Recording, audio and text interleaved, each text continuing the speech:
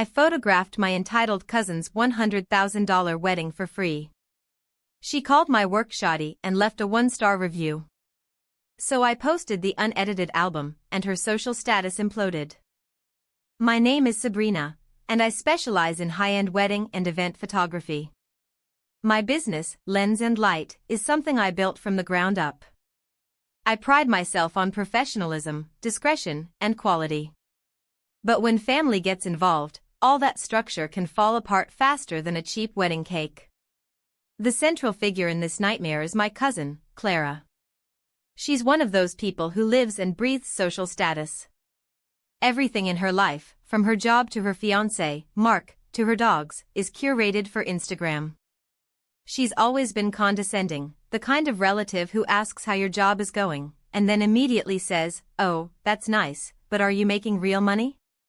Clara announced her engagement about a year ago, and the moment the date was set, I knew what was coming. Her wedding was going to be massive.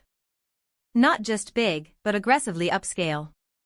She booked the most exclusive venue in the city, hired a planner who charged more than my annual rent, and bragged constantly about the total budget, which she proudly announced was hovering around $100,000.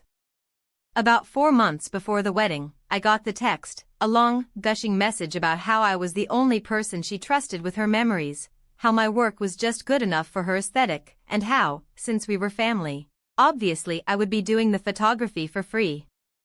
I immediately pushed back. Nicely, professionally.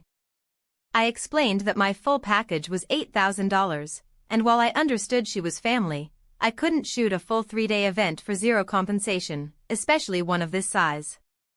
I offered her a significant family discount, maybe 50%. Her response was classic Clara. "Oh, honey," she texted back, followed by an eye-roll emoji. "Don't be silly. This is priceless exposure for you. Half the guests are high-net-worth clients who could hire you for future events. You'll make more in referrals than you would charging me. Consider this a business investment. Besides, I need your best work for my portfolio, and you can only deliver that when you're not distracted by money worries." The pressure came from my Aunt Carol, Clara's mother, too.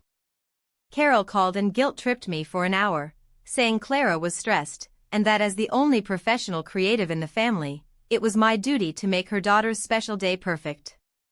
My own mother even weighed in, begging me to just do it for free for family peace. Against my better judgment, and because I genuinely needed a high-profile wedding for my portfolio to break into